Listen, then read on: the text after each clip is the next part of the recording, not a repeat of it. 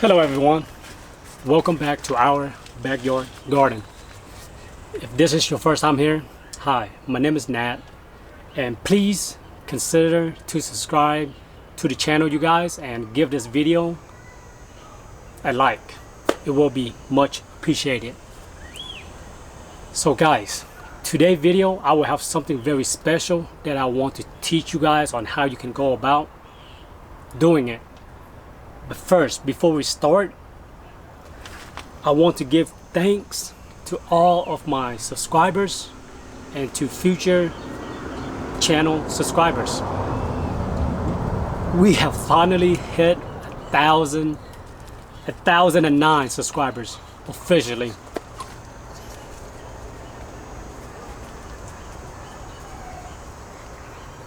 This moment, I really could not imagine it to happen so fast in a matter of 2 years. When we first started documenting our backyard gardening, I really just want to make videos to have as memories, right? Just to have it out there. Never I can imagine that we would hit 1,000 subscribers. When I first started, we did jokingly, say that, hey, if you're gonna get 1,000 subscribers in a year or two time, consider to retire from the word of my wife. So maybe I'm gonna go inside and tell her that I hit 1,000 subscribers and retire from my job and garden full time. I really wish, right? But yeah, I'm gonna use that excuse every time now. So yeah guys, getting my bachelor degree, I don't think bring me as much happiness as having 1,000 subscribers, to be honest. Just driving to work, I was just shouting out, I can't believe I got 1,000 subscribers. What the heck? 1,000 subscribers. Just mumbling that all day long. So it is quite an awesome feeling. One of the main purposes of my channel that I really want to continue on doing is to show you guys what works, how you can go about doing things, okay? For my experience, for where I'm at, and try to be as helpful as I can be to those who are lucky to discover my video. Now of course there's gonna be video here and there that's really with no lessons, right? But yeah, this give me new motivation to make more videos, to be more consistent, and to share knowledge with everyone. Okay, you guys, with all of that said, let's get right into teaching you guys something that is so powerful in the gardening world, okay? It is a tool that is very, very powerful, okay? What that is the power of propagation, guys. Yes, making duplicates of your plants that you love. As a backyard gardener, we love to save money on certain things, and we love to make duplicates of what we love to grow, right? So this power that I'm about to teach you guys is very similar to, Thanos from the Avengers. So use it wisely, and in no time your whole backyard will be filled with plants. Let's head on over to here, and I will talk more on how you can go about doing it. The number one important step is your location. As you can see, I am under this large tree with a canopy. My propagation area do not get straight direct sunlight. The cuttings would die real fast, okay? Especially with the heat. So in this area, we have a lot of good filter sunlight in direct light. Very important, okay guys? So before we get right into showing you guys the materials you will need to set up a very cheap propagation misting system for under $100, let's first talk about how rootings of cuttings work, okay? I will try to sum it up as fast as I can, and how misting and misting system can work so well, okay guys? So here I got a cutting of a blackberry plant that I want to duplicate, right? As you can see, there are a few leaves, and at the bottom end there are fine roots coming out with a very good looking callus system at the bottom end, okay? So with any type of cuttings, the main goal is to keep it alive, okay? Either through humidity or through a misting system, or just by placing your cutting in a tub and covering it with a lid. The leaves are using those water droplets, okay, to maintain its survival. So it can give it time to where the bottom end of our cuttings can start to form the callus and to start to develop roots. That is the basic of it, guys. Okay, very easy to say, but quite hard to do if you don't know how to go about doing it, depending on where you are and the temperatures and so on, right? So that is the basics. Now, there are many different ways on how you can go about propagation and cutting, but to me, the best method I use so far is by a misting system. With this system, look at that guys, just turn on. I can propagate any cuttings I want during the hot summer months, guys. It can be 100 degrees outside, 105, it does not matter.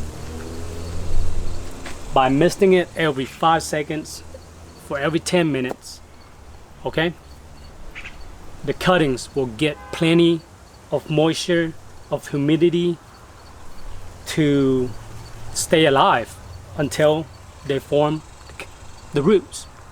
Okay guys, so that is the base of it. Now let me go ahead and grab the camera and show you guys how you can go about setting it up.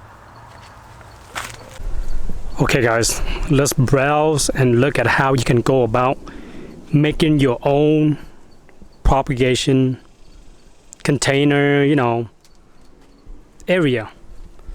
So the first one that I have here is very simple, okay? It is just made out of wood in a rectangular box, and at the bottom I basically use landscaping fabric, right, to create an area where my propagation medium can drain well through it, okay?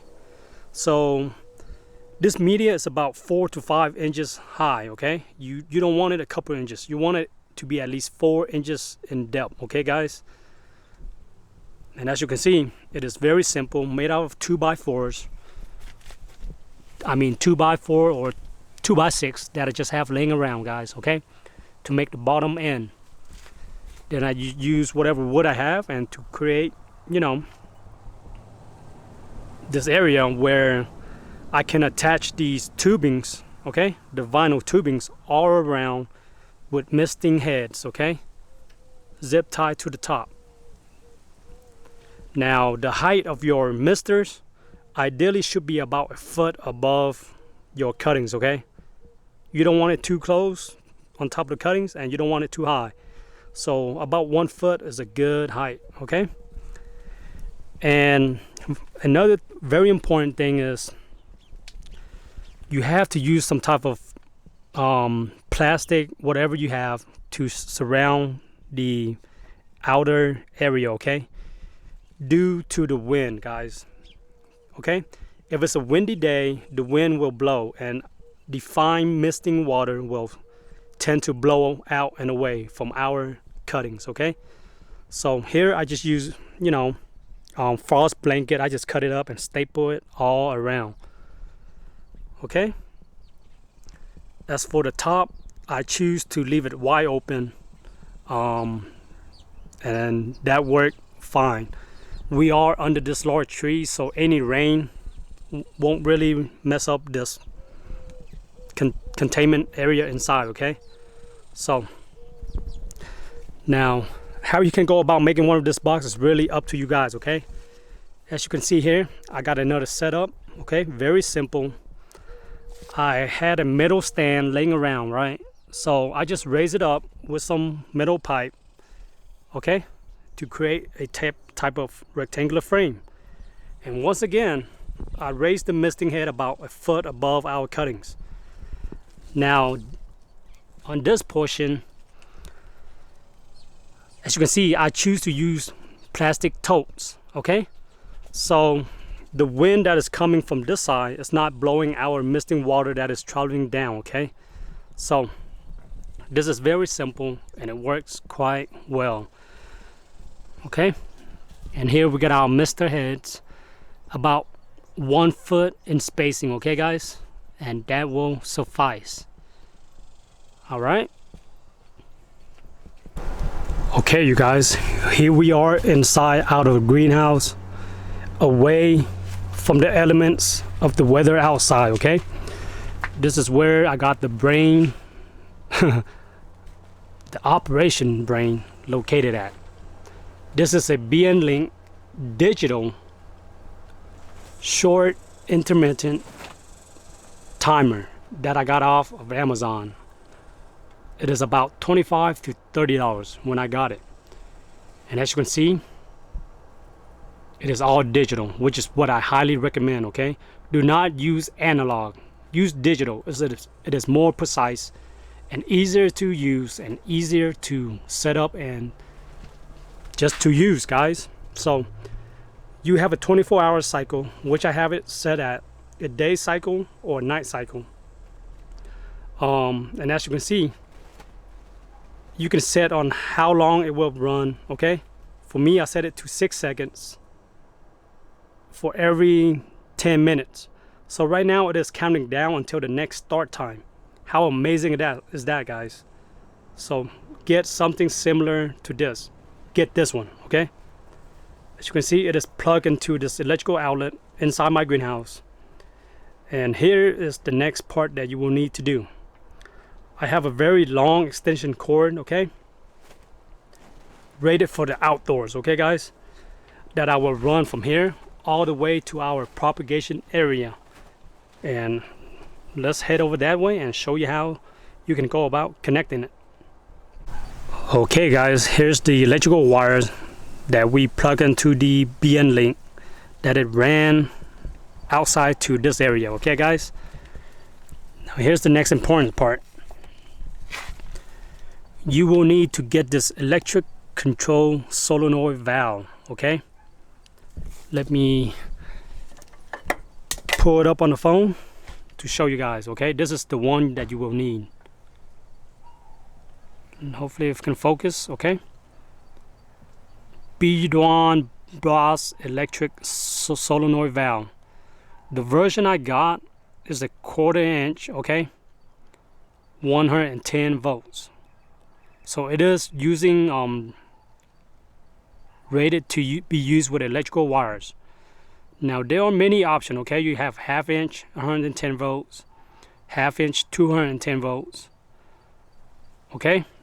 Or even using 12 volts from a battery. But this version right here is one of the cheapest version, okay? 1/4 inch 110 volts. That is what I choose to use with the materials that I have. Okay guys?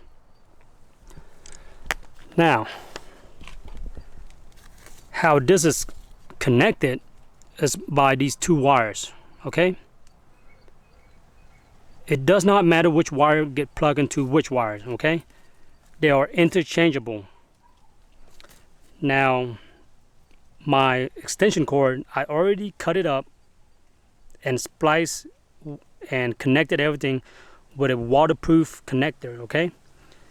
And I took extra care to use electrical glue, electrical tape, okay, on the outside area, so that way if it rains I get protection, okay?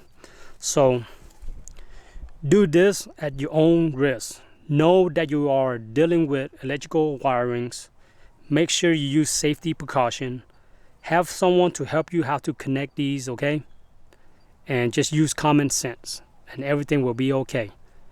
Okay? Now, the next part that you will need is a garden hose. Have an extra garden hose, run it to this area. Then you will need to get this this three-quarter hose thread adapter to a 1/4-inch tubing, okay? You can find these on Amazon for pretty cheap, guys. So you connect that into your garden hose and then run your tubing, okay, the 1/4-inch tubing to this valve right here. Now this valve does have an arrow pointing you in the direction of the water flow, okay, as you can see here. Now at my workplace we have a lot of these 1/4-inch, right, quarter NPT thread size push connector where I can connect the 1/4-inch tubing quite easily. So this is something that you will have to research more, okay, but you can find these online, I'm pretty sure. Just search for a 1/4-inch, okay, 1/4 inch NPT push connector for the 1/4-inch tubing hose, okay? And also make sure you use some type of thread sealant so that way you can have a waterproof, water leak proof connection, okay? Tying it up real tight. All right, very simple to connect and to disconnect, okay? So at the outlet end, let's follow the tubing to where our propagation bed is. So that 1/4-inch wire, basically I have a loop around, okay, the outside area of our box. And every foot or so I added in a misting heads, okay? Now, quick talk about these misting nozzle that you can find on Amazon. Okay, these are push type connector, and as you can see, the misting head is very fine. One word of advice: you will need to get some type of water garden hose filter, okay? Reason being, your tap water, your water source will have a lot of particles in it, a lot of gunk, and they will tend to clog these misting heads, guys.